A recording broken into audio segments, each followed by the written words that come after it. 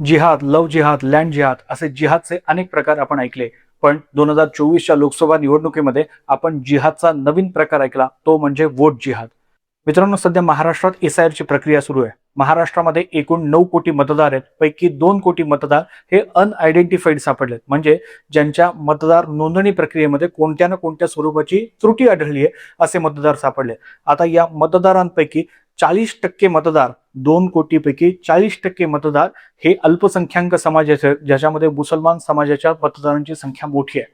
मित्रांनो, हा व्हिडिओ अत्यंत इंटरेस्टिंग तर होणारच आहे, पण त्याच्याही पेक्षा जास्त अलार्मिंग होणार आहे. म्हणूनसाठी हा व्हिडिओ अत्यंत शेवटपर्यंत पहा, कारण हा एक इन्फो पॅक असणार आहे. मित्रांनो, पश्चिम बंगालचं उदाहरण या सगळ्या विषयामध्ये घेणं अत्यंत गरजेचं आहे. 15 वर्ष अनिर्बंध सत्ता ममता बॅनर्जी यांची पश्चिम बंगालमध्ये होती.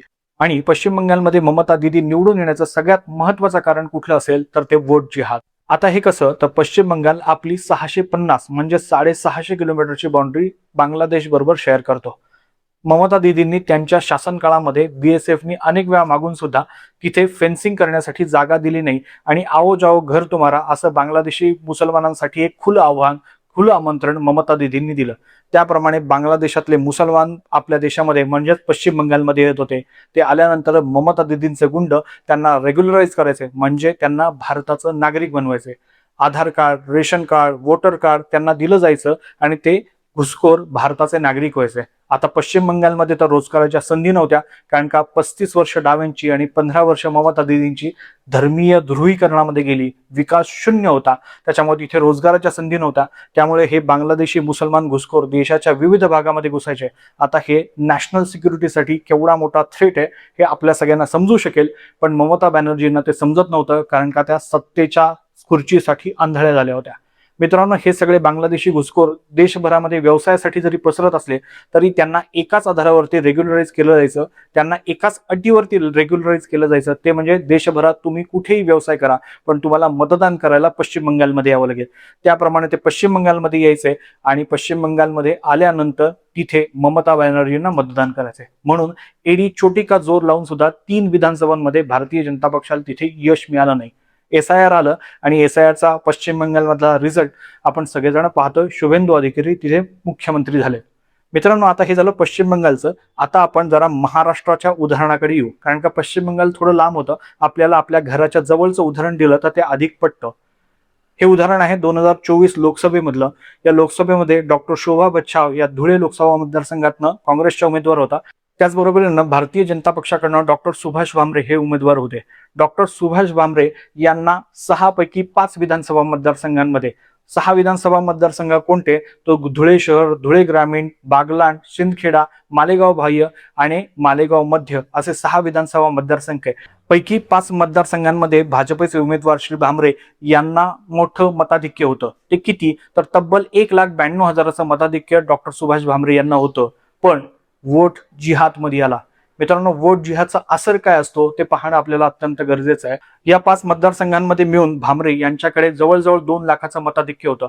तुम्ही देशभरातल्या नाही तर जगभरातल्या कुठल्याही राजकीय पंडिताला जर विचारलं की 5 मतदारसंघांमध्ये 2 लाखाचं जवळजवळ मताधिक्य आहे, तर तो उमेदवार निवडून येईल का, तर आपल्याला कुठलाही राजकीय पंडित हेच सांगेल की ज्याला 2 लाखाचं जवळजवळचं मताधिक्य आहे तोच निवडून येईल. पण इथे वोट जिहादचा मालेगाव पॅटर्न भामरे यांना आडवा आला.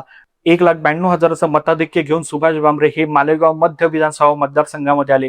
या मतदारसंघामध्ये डॉक्टर शोभा बच्छाव यांना पडलेल्या मतांची संख्या आपल्या सगळ्यांचे डोळे विस्पारणारी आहे. इथे डॉक्टर शोभा बच्छाव ज्या काँग्रेसच्या उमेदवार होत्या त्यांना तब्बल 1,98,000 मतदान पडलं आणि भारतीय जनता पक्षाचे उमेदवार सुभाष भामरे यांना केवळ 4,000 मतदान पडलं.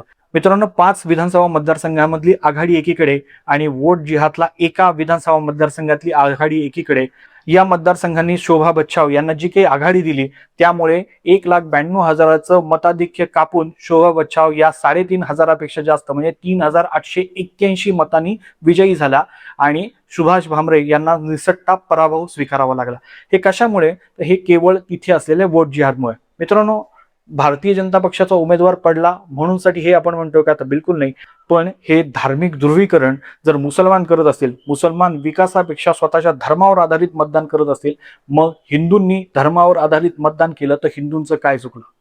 मित्रांनो, आता आपण तिसऱ्या मुद्द्याकडे येऊ आणि तो मुद्दा म्हणजे एसआयआर. आता महाराष्ट्रभरामध्ये SIR ची प्रक्रिया सुरू आहे. 2 कोटी मतदार हे अनआयडेंटिफाईड सापडलेत, म्हणजे ज्यांच्या मतदारांच्या नोंदणीमध्ये त्रुटी सापडलेली आहे. आता ही त्रुटी कशा पद्धतीची असू शकते, तर ही 3 प्रकारची असू शकते. एक तर तो स्थलांतरित आहे, दुसरा मयत आहे, किंवा तो फेक आहे. आता या 2 कोटी मतदारांच्या मध्ये 40%, आता हे मी मंच सांगतो का, तर बिलकुल नाही. महाराष्ट्रातले एक मोठे पत्रकार आहेत आणि एक वृत्तवाहिनी आहे, त्यांनी ही बातमी केली आहे. या 2 कोटीमध्ये 35 ते 40% मतदार असे आहेत की जे अल्पसंख्याक समाजाचे आहेत आणि ज्याच्यामध्ये 99% संख्या ही मुसलमान समाजाची आहे. मित्रांनो, वोट जिहादचा मालेगाव पॅटर्न कसा, तो एस्टॅब्लिश कसा होतो ते पाहणं अत्यंत गरजेचं आहे. ही काही आकडेवारी मी कुठल्याही भारतीय जनता पक्षाकडनं घेतलेली नाही. एक जेमिनायला साधा प्रॉम्प्ट दिला तरी आपल्याला ही माहिती सहजपणे उपलब्ध होऊ शकते. आता गुगलवरती एक माहिती अशी आहे की एकूण मतदार जे मालेगाव मध्य विधानसभा मतदारसंघ असेल ते आहे 3,42,000, पैकी 2,41,000 लोकांचं SIR पूर्ण झालंय. म्हणजे अजून 1,00,000 लोकांचं SIR होणं बाकी आहे. ते सापडलेलेच नाहीये का काही त्रुटी आहेत ते पाहणं औत्सुक्यच आहे. पण 1,00,000 मतदारांचं SIR बाकी आहे. 2,41,000 जे SIR पूर्ण झालंय, पैकी 1,26,000 मतदार असे की ज्यांच्यामध्ये त्रुटी सापडली आहे. जे मयत आहेत, जे दुबार आहेत, जे स्थलांतरित आहेत किंवा फेक आहेत. जवळजवळ SIR झालेल्यांपैकी 50% संख्या अशी आहे की जी त्रुटीमध्ये सापडली. आणि म्हणूनसाठी आपण म्हणतोय की मालेगावचा निकाल हा वोट जिहादचा मालेगाव पॅटर्न आहे. मित्रांनो, हा व्हिडिओ आपल्या सगळ्यांसाठी अलार्मिंग आहे. ही एक धोक्याची घंटा आहे आणि ही धोक्याची घंटा आपण ओळखणं अत्यंत गरजेचं आहे. आपल्याला हा व्हिडिओ कसा वाटला ते मला आवर्जून सांगा. धन्यवाद.